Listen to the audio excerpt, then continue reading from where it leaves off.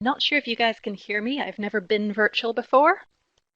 There's kind of a ghostly delay between when I hear my voice and when you hear my voice, but hopefully you will be able to let George know if there's any problems with the sound. Big thank you to both Suzanne and George for the excellent technical support because we would be reduced to stone tablets if I was here on my own. It's great that so many of you are joining me here today, especially from so far afield. We've got people from all the way up in the north of Scotland and all the way down in the south of Scotland, including one sneaky colleague from my own office who I didn't know was going to be tuning in today. But as Suzanne said, my name's Emma. I am the Campaign and Engagement Officer for Zero Tolerance, which is a charity 25 years old this year, devoted to specifically ending men's violence against women. Not minimizing other forms of violence, but that is our specific wheelhouse.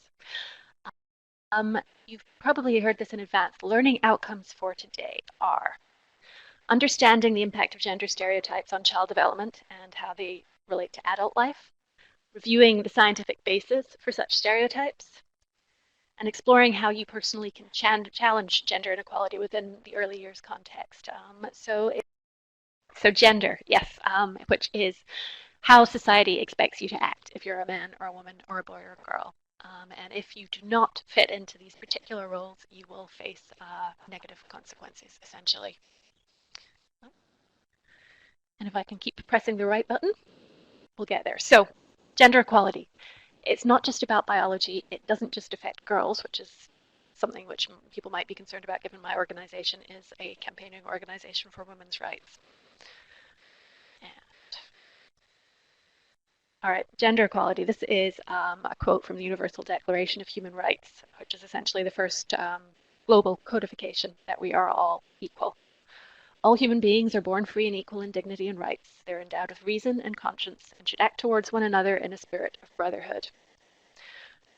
I agree, in theory, gender equality, a state in which access to rights and opportunities is unaffected by gender.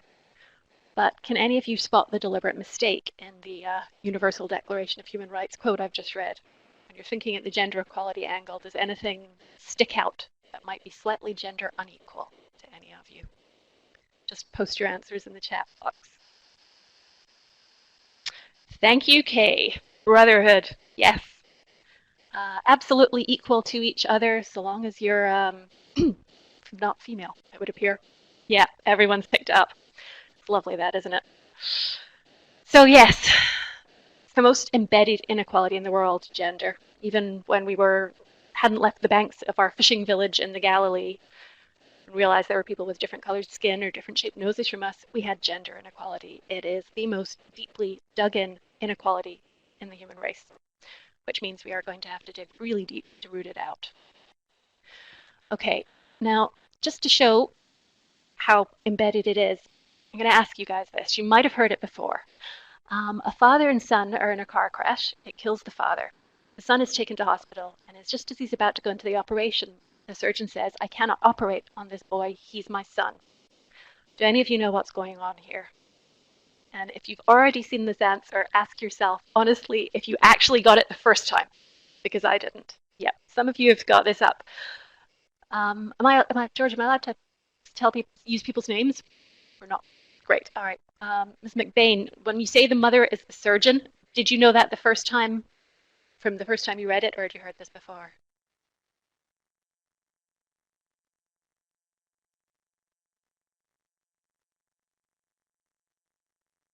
Yeah, heard it before. Yep. Well done. You are not alone. Did you get it the first time?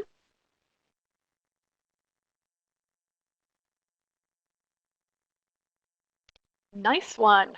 All right. You are in the minority.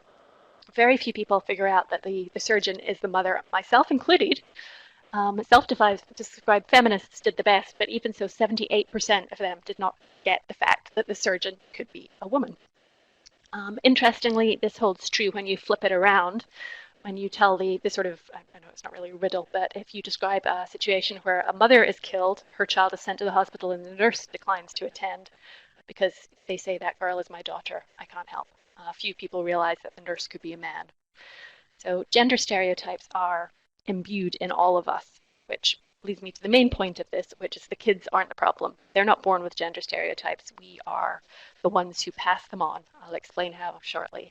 And if we're wanting to undo these, the problem is not located with the children, it's in ourselves. We're the ones who have to do the work. We have to recognize and challenge stereotypes inside ourselves. All right. This is probably unnecessary because I'm sure you could all list infinite numbers of feminine and masculine gender stereotypes, but as you can see, they're broadly divided into emotional, passive, and domestic for women, and active, physical, and intellectual for men. And I didn't color in this particular chart. This was just taken off Google Images. So you've got the pink for girls and blue for boy, which these days goes without saying. But interestingly, pre-World War One, blue was a color that girls were supposed to wear because it was associated with the Virgin Mary, and pink was given to boys to wear because it was related to red, which was deemed the stronger color. So gender stereotypes change.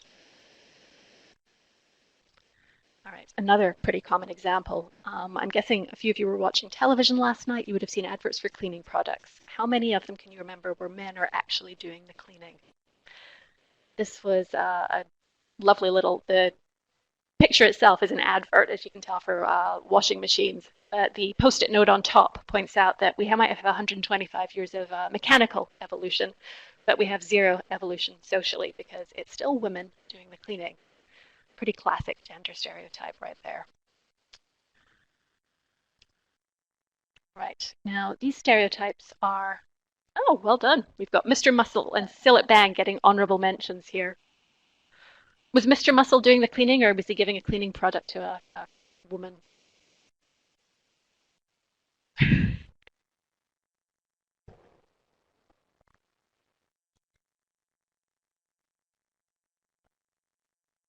Good stuff. Go, Mr. Muscle. All right. I stand corrected. There are cleaning products out there which are advertised by men. Keep watching. It might prove that they are the minority. The long-term consequences of gender stereotypes are actually far more serious than who's washing the bathroom, unfortunately. For women, violence against women we know is rooted in gender equality, which is essentially the belief that women are less than men, whether that is intellectually, physically. There is, we know, a spectrum of violence against women, but they all have all of these manifestations, starting with turning a blind eye if you see someone say something sexist, to more structural forms of violence, unequal pay, different legal protections, to the more aggressive physical and interpersonal violence. It's a spectrum, all of which is rooted in the same underlying belief that women are less than men, gender inequality. However, interestingly, gender stereotypes are bad for men too. Violence against men in this society, in all societies, is routine. Young men are at the highest risk of violent crime, and they're twice as likely than women to be victims of violent crime. This is Scottish Government from this year's statistics. A really important one is that suicide is the biggest killer of young men in Britain. This is related to gender stereotypes because young men, boys, aren't raised to talk about their emotions. They're not really encouraged to have them, and they're certainly not encouraged to ask for help when they become overwhelming. What a survey shows is that boys are raised to believe that they should be strong, successful, and financially secure. Interestingly, if you actually ask women what they look for in a man, kindness is the most important of these factors. But these stereotypes start young as well. Childline recently reported that boys in the UK are 6 times less likely than girls to seek support for suicidal thoughts, which brings us back to the statistic at the top. Suicide is the biggest killer of young British men. So stereotypes affect us all significantly throughout our life, of course, and they start very young. This is just a snapshot, these books from Everyday Sexism, which is an excellent website.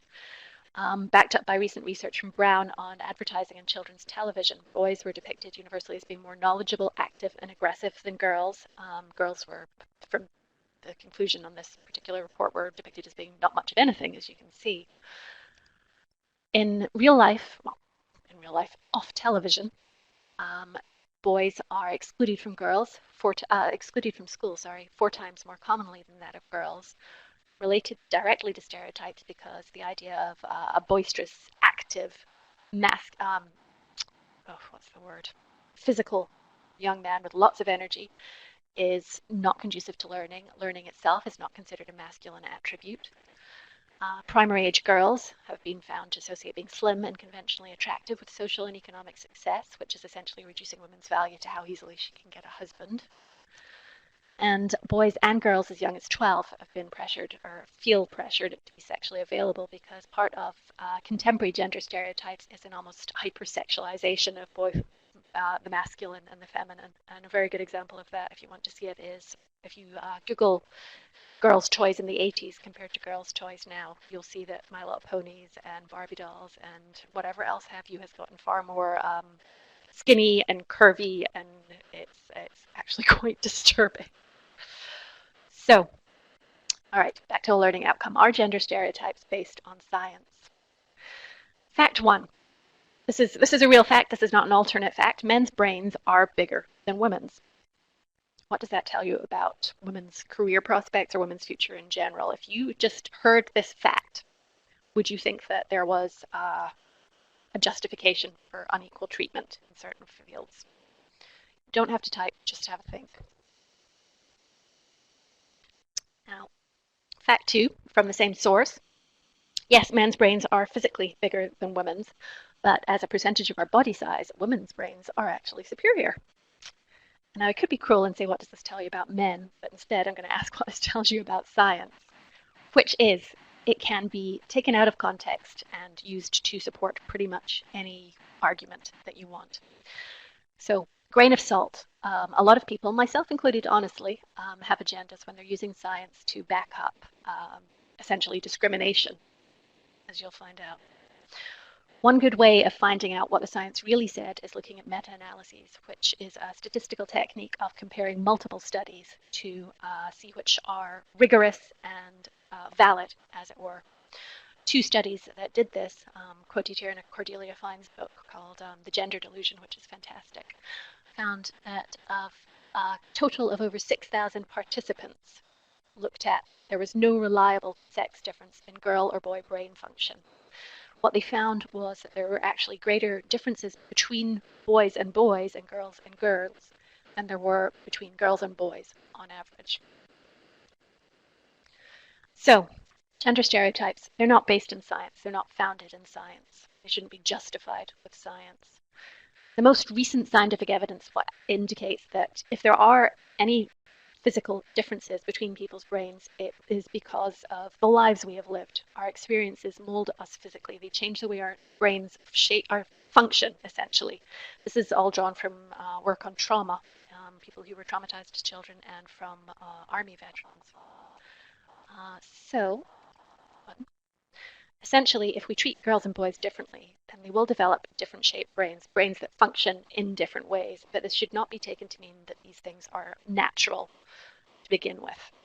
It's all socialization. It's transmitted through society. A less technical way of coming to this conclusion is pioneering anthropologist Margaret Mead pointed out that gender differences in social roles aren't universal, so we can't view them as natural the way that breathing, eating, drinking water is throughout the whole human race. They're specific to different societies. They're socially created and transmitted. This is where we start transmitting very, very early. You have a standard baby, same size and shape brain, but then very early on we start treating the boys differently from the girls.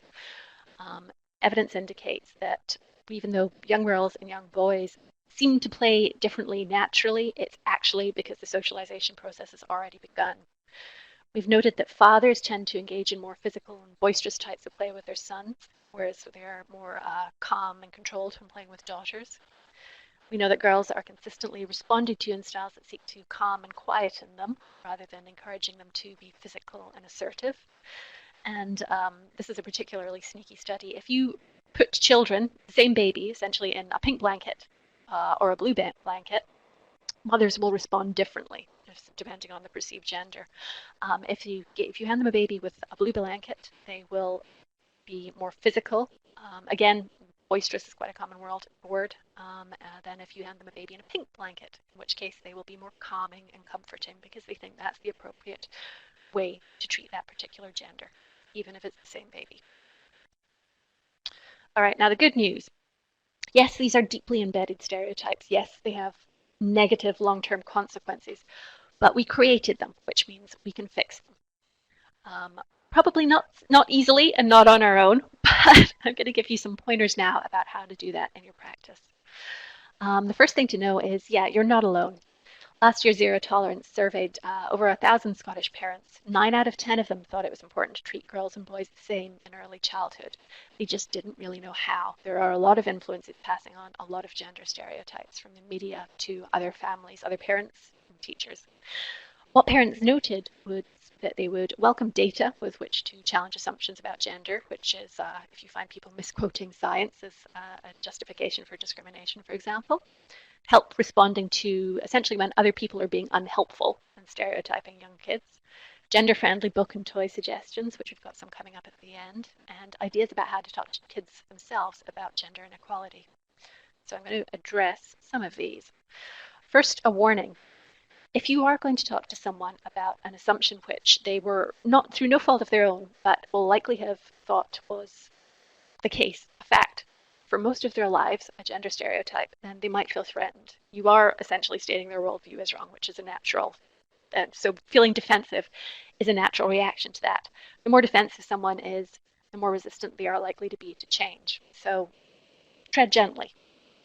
That said, there will be some people who are resistant to you challenging gender stereotypes for slightly less understandable or forgivable reasons. And this is a quote which I have to use quite a lot. When you're used to privilege, equality feels like oppression. As it stands, gender inequality benefits men. There are some men who are going to complain about having rights which are not equally theirs taken away from them and shared equally. If you encounter that, my advice would be don't back down. And if all else fails, phone Zero Tolerance will be happy to help. This particular dynamic of people who aren't going to want to hear what you have to say when you're pointing out something they've been doing that might not be right is not exclusive to gender. Any form of inequality will encounter the same, whether it's disability or racial inequality or gender, sexual orientation, right down to, as I said, the rights of coconuts. That's just the dynamic you'll be dealing with, so be prepared. The good news is it is nonetheless possible. We do have pretty rigidly defined understandings of the way we're supposed to behave if we're a girl or a boy by the time we're 5, and by the time we're 7, they're pretty fixed. But this means that early years are crucial. Early years practitioners who genuinely understand stereotypes can counteract them. We know this, the evidence is there. You can prevent them from forming in the first place, you can undo them when you see them, you can support kids in becoming anything they want to be, not what they are supposed to be because they were born a boy or a girl.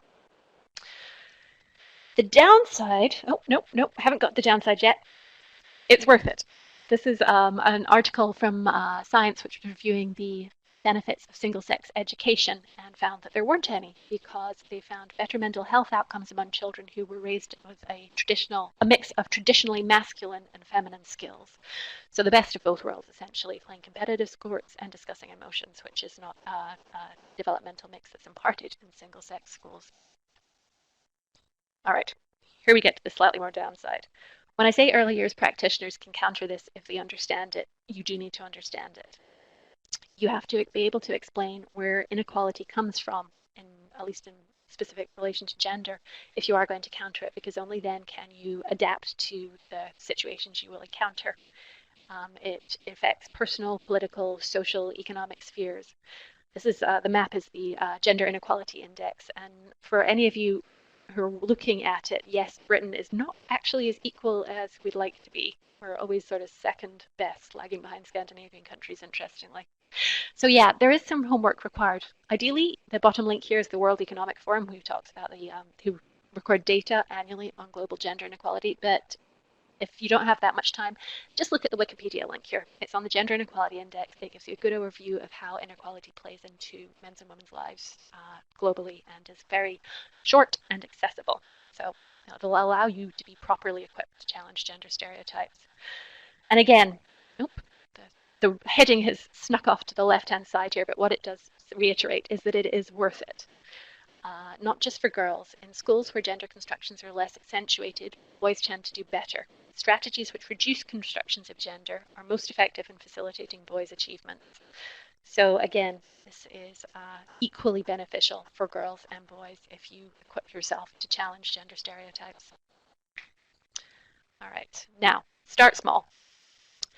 Ideally, you won't need to dress up as Princess Leia. I would personally recommend anyone dressing up as Princess Leia anytime they get the urge, but the most important thing to do is remember that kids aren't born with stereotypes. We're the ones who pass them on. So this gentleman, when he was dressing up as a backup to his daughter's Han Solo costume on Halloween a few years ago, would have to overcome numerous internal barriers in a way. He was being raised with the idea that men do not dress up in little white dresses with lovely big croissant hairstyles. So remember that as adults, we're the ones who have to cut through years of programming, as it were, years of socialization. Make sure that whatever you pass on to children, that it's not contaminated, as it were, with gender stereotypes. Some simple ways of doing this. When you're interacting with boys and girls, ask yourself whether you discipline them differently, whether you respond to interruptions differently, if you interact more or less with boys or girls, and if you have a small child who's in front of you and crying, ask yourself if you treat them differently if it's a boy or a girl. And if the answer to any of these is yes, then ask yourself why. Is it related to a gender stereotype that boys are meant to be tougher than girls are meant to be more emotional, boys are meant to be more assertive, girls are meant to be more polite? Just have a look at the way you're behaving. Don't blame yourself if the answer is yes. As I said, everyone has been raised to behave like this. This is how society has told us we should behave. And it's not going to be easy to undo that. On a wider scale, for classroom practices, these are the sort of top two most important ones I would suggest. If you have books, pictures, or toys in your classrooms, make sure they don't reinforce gender stereotypes. Essentially, if you have pictures on the wall, make sure that there's a good mix of girls fighting fires or being superheroes, boys looking after children and cooking. If you have pink toys or overtly gendered toys and you can't afford to replace them, explain to the kids why everyone can play with them. And then if they say, but that's a boy's toy, I don't want to play with that, ask them why. Explore the issue with them. Find out whether there's really something they don't want to play with or whether they just feel they shouldn't want to play with it. If you do have more time and more finances or energy, you can plan activities which actively challenge stereotypes. Ask your kids to draw a scientist or a doctor or a babysitter, and if they draw a gender stereotype scientist, which would be a guy or a doctor, and typically a woman in a caregiver role, ask them why. Talk about it. Make sure classroom tasks are equally divided. Don't reserve the physical things for the boys and then the neater things for the girls. Just little areas where stereotypes might filter into your practice and you don't even notice. Another example is if you use boys for physical demonstrations for PE and girls for, say, the more creative ones. Always make sure that you comment on what kids do, not what they look like. Again, trying to get away from the idea that girls should be slim, conventionally attractive. And also support kids who don't do not fit into traditional gender roles, who might find themselves subject of teasing. We know from research that kids from quite early on will police those who don't fit into traditional gender roles. And you want to support that as much as possible. Those who don't as much as possible. Make sure that with your colleagues, new staff members are aware of issues of gender equality. Again, the trick is not to pass this on to children in the first place. If you can, arrange for a contact person to report concerns, either formally or informally. And on a, again, wider scale, the whole school and the whole nursery, ask yourself, this isn't things which I expect you all to be able to change instantly, but be aware. If you have male teachers in the early years department, it's interesting that everyone, as far as I'm aware, signed up for the seminar is female, because traditionally women are concentrated in the early learning and childcare sphere. Ask if areas of responsibility are affected by gender. Are women in charge of the emotional and psychosocial teaching, men in charge of the science, technology, and maths? Ask in non-teaching roles if there's a gender balance. If I don't actually in my life remember hearing of a school dinner man, whereas we had plenty of school dinner ladies. Again, another example of how gender stereotypes have impacted the real world. Check if your gender bias, check if your curriculum has a gender bias, which is, again, similar to the books that you're using I mentioned earlier. Make sure that they're portraying a wide variety of non-stereotyped rules for children to learn from. Encourage staff to challenge gender stereotypes every day and support them when they do. Make sure that they're not going up against this alone. Ideally, have a clear policy for everyone and how to deal with cases of gender discrimination.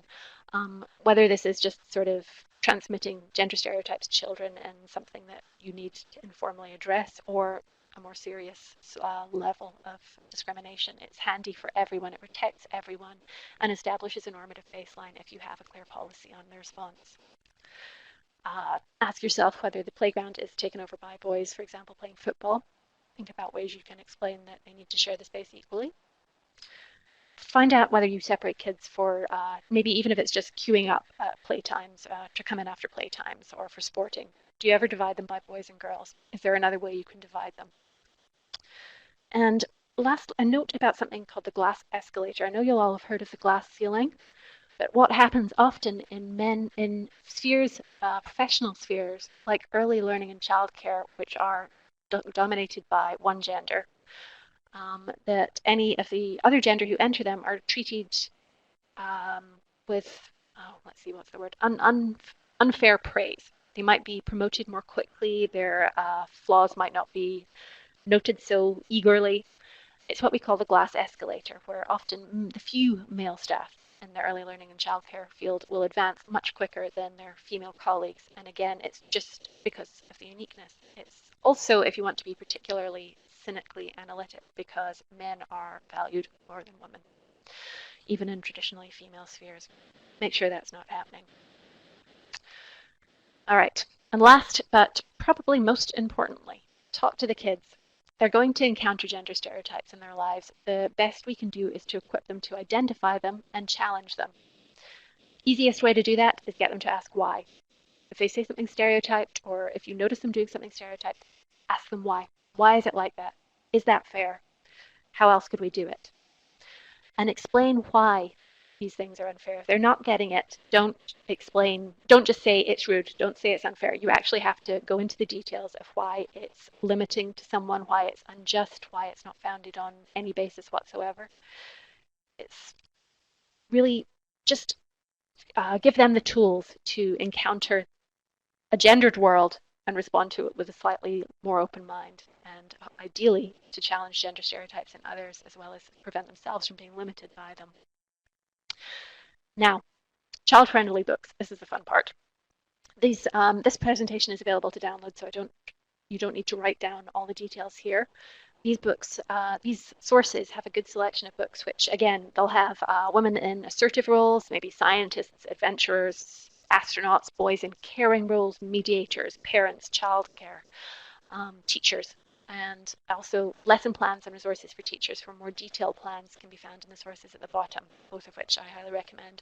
Let Toys Be Toys is an organization which is trying to de-gender toys, essentially. So instead of having a pink ball and a blue ball, just have a red one, just, one for everyone. It's a great website to look at. If you want some more adult-friendly data, I'd recommend these three sources. They have a good mix of the statistical evidence of inequality, the limits of science when it comes to arguing for gender differences, or at least how we treat different genders, and then further details of how you can counteract stereotypes with young children. And last